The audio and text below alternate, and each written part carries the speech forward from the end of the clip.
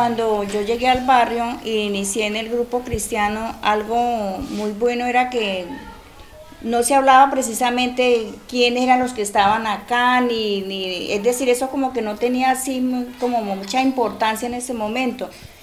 Me impactó porque de pronto uno venía de la iglesia común y tradicional, donde el sacerdote estaba arriba, el sacerdote era intocable, y llegar acá y a la primera reunión a la que fui invitada, pues había un sacerdote ahí, un grupo de profesoras y gente de todo el sector. Entonces eso fue algo que me llamó la atención de que teníamos un sacerdote aquí en el barrio. Nosotros no seleccionamos Filo de Hambre como el sitio ideal para hacer una experiencia innovadora educativa.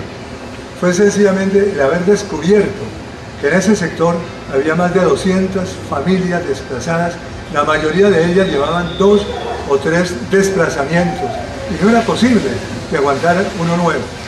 Entonces nos reunimos, organizamos la recuperación y nosotros lo que hicimos es apartar desde el principio un sitio amplio, espacioso, para hacer allí una obra social que escogería el pueblo.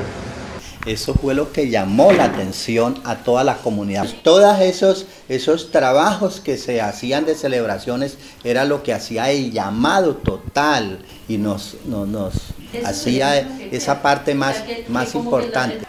No teníamos agua, la luz era de pronto escasa, no teníamos alcantarillado y era como ver cómo estas personas convivían con nosotras en todas esas necesidades que teníamos. Y tener ese sacerdote ahí donde nos reuníamos, recuerdo que era todos los martes, eso sí, la reunión era sagrada los martes, donde hacíamos celebraciones, donde el padre con su acordeón, los jóvenes nos acompañaban a cantar.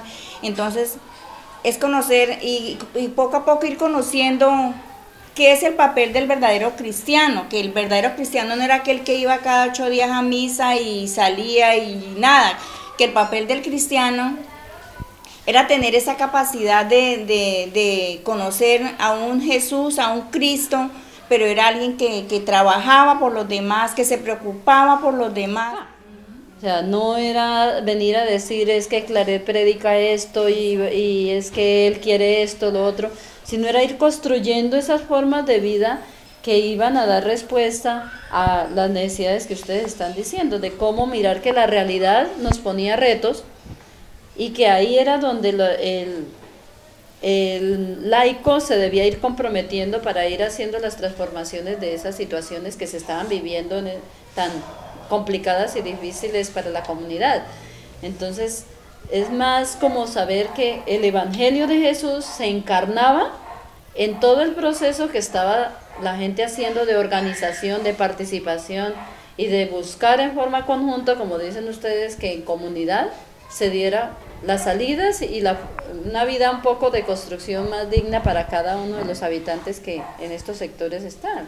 Entonces, a la par de eso, como hay unos trabajos en el barrio, también orientados desde la Escuela Popular Claretiana, y con el aporte, claro, el aporte también estaba el padre Héctor, que también nos acompañaba de vez en cuando. Entonces teníamos ya un centro de salud, algo pequeño, pero allí estábamos. Entonces, como desde nosotras, como mujeres humildes, y empezar a ver el cristianismo desde otro punto de vista, podíamos aportar allí, podíamos serles útiles a otro grupo de personas del sector. Y a la vez también le va reforzando unos valores muy grandes, decir, hombre, yo soy capaz, yo puedo hacer esto. Yo, aparte de ser mamá, de ser ama de casa, también puedo serle útil a otras personas me serán útiles. Nos integramos a la escuela claretiana por la sencilla razón de nuestros hijos. Teníamos, cuando eso, uno nomás, y llegamos a matricularlo acá a la escuela, pero vimos que la forma de trabajar era diferente. Era muy diferente a las otras escuelas, porque aquí se trabajaba era en comunidad, y aquí vinimos nosotros a conocer lo que fueron los padres claretianos. El padre Héctor, que estaba integrado a la escuela al 100%, el padre Ángel, porque todo lo que se hacía aquí era en comunidad. Iban a las casas, conocían nuestras necesidades, se las transmitían a los padres Claret. De ellos surgió de que nos daban charlas para que mejoráramos nuestro vivir. Recuerdo que para todo teníamos que pelear, que hacer huelgas, marchas, para poder conseguir algo. Siento ya de pronto la situación varió un poquito cuando la escuela ya se hizo oficial, pero anterior a eso se vivió una situación. Pero más sin embargo, algo que sí cabe recalcar es que como que siempre había esa disponibilidad de los padres de familia, de la comunidad, de hacer esos acompañamientos para exigir nuestros derechos, porque era algo que tenía que quedar claro, que no estábamos pidiendo limosna, estábamos reclamando los derechos que tenían los niños y la comunidad en general para solucionar las dificultades de esa época. Entonces, y todo eso fue ¿desde dónde? Eso fue desde el acompañamiento de los maestros, que yo pienso que eran como los misioneros que Claret tenía en ese momento acá. Fue cuando se dio la necesidad de buscar el proyecto de nutrición aquí en la escuela. Cuando comenzamos a hacer una guapanela, nosotros cuando nos tocaba nos veníamos a hacerla, y ya lo último nos integramos como tan de lleno acá a la escuela que ya vivíamos era en la cocina. Nosotros lo pasábamos haciendo la nutrición para todos los niños.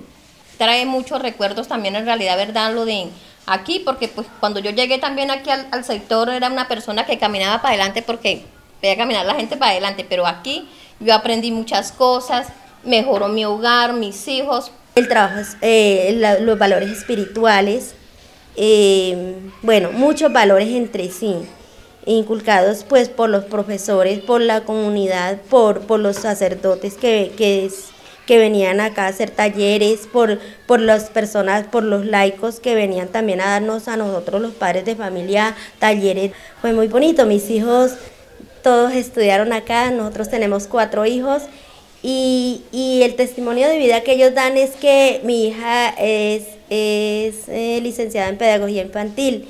En estos momentos trabaja con Save the Children. Y la primera parte en donde ella puso la vista fue en la Escuela Popular Claretiana. O sea, no era venir a decir es que Claret predica esto y es que él quiere esto, lo otro, sino era ir construyendo esas formas de vida que iban a dar respuesta a las necesidades que ustedes están diciendo, de cómo mirar que la realidad nos ponía retos y que ahí era donde el laico se debía ir comprometiendo para ir haciendo las transformaciones de esas situaciones que se estaban viviendo. Ya es difícil, que ya hoy en día uno dice gracias a eso se logró un cambio, hubo un cambio en muchas mujeres, nos llevó a transformar gran parte de nuestra vida. Entonces yo pienso que sí, en el hogar.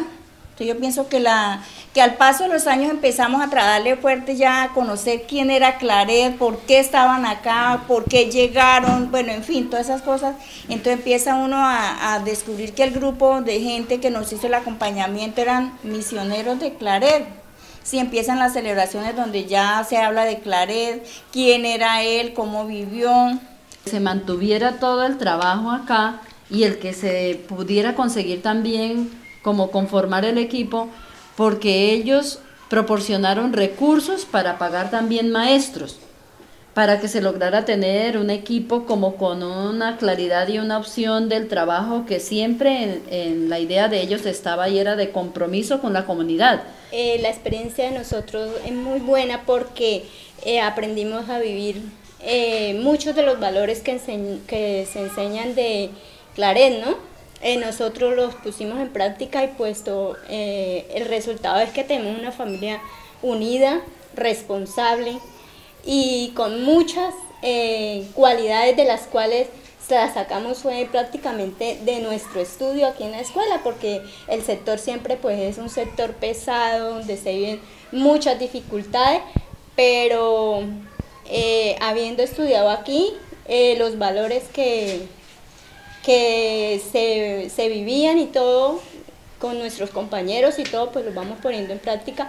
Y nosotros aquí, por ejemplo, fuera de que nosotras estudiamos todas aquí, mis hijos también estudiaron aquí, ya salieron. En este momento pues yo me encuentro vinculada todavía a la escuela, o sea, estoy en el comité de nutrición en este momento, también participé en la asociación de padres de familia. El grupo de maestras que todavía está liderando es porque logra tener la claridad de para dónde sigue el proceso y que ellas entonces también van logrando mirar cómo se continúa haciendo como un proyecto que sea con los valores y con el sentido de verdad de la vida de Claret. Pero nosotros también teníamos que darlo a la comunidad.